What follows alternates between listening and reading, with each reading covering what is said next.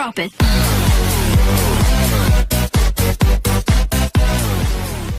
Good day everyone, I am Perlicy Cantalesio. Today I am going to perform the basic hand stitches. We have to prepare first the materials such as needle, thread, a scissor, and the fabric where we are going to perform the stitches. So let's get started. Secure first the knot.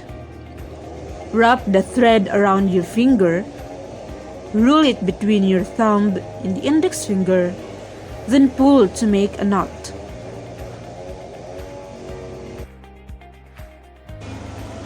First is the running stitch. Start by stabbing the stitch that is taking the needle all the way to the back of fabric and pulling through, and then coming up to the front and pulling through. It's simply an up and down movement. You can also sew the stitch instead of stabbing it, which is what I'm doing here, where you just scoop up a little bit of fabric and pull through. So you go forward, scoop up a little bit of fabric and pull through. The key to a nice looking running stitch is to be consistent in your stitch length and length of the interval between the stitches. In tying off, you have to make 2 to 3 tying off stitches.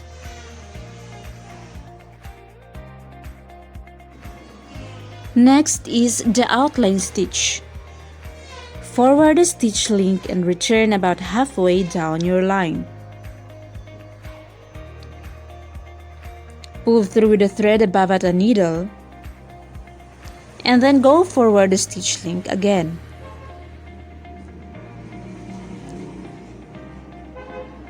Come back to the end of the previous stitch with the thread above the needle again and pull through.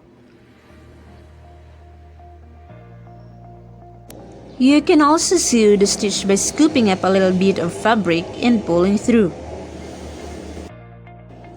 And that is the outline stitch. The back stitch can be used by itself as a line stitch, and it can also be used as the base of many composite stitches.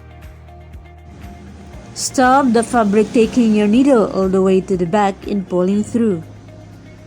And you come up the stitch length the way in your fabric and pulling the needle all the way through.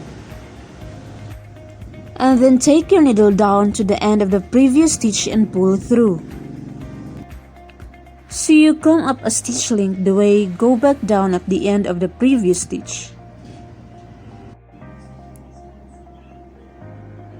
And that is the back stitch. Basting stitch. Sew a line of running stitches by inserting the needle and thread through both layers of fabric a short distance from your starting point. Bring the needle and thread up to the top of the layers, the same distance as the first stitch. Repeat running stitches in the entire area you need basted. You have to test the thread to see whether it moves easily through the fabric. Blanket stitch. Bring the needle out through. Take the needle in through. Take it out through. Loop the thread under the needle.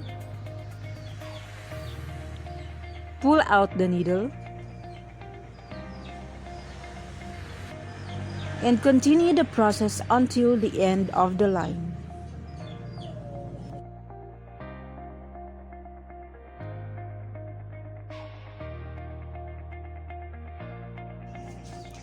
Chain stitch.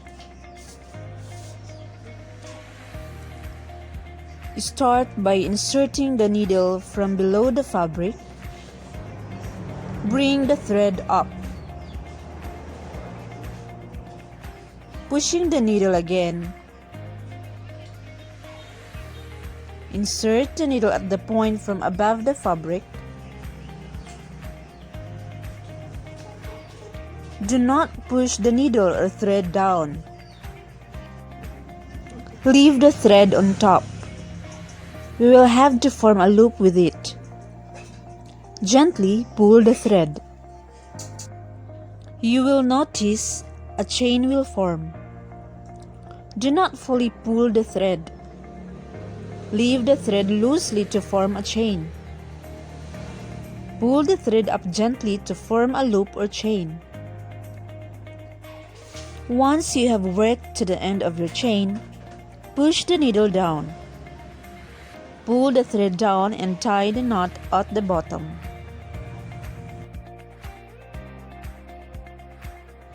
Lastly is the catch stitch.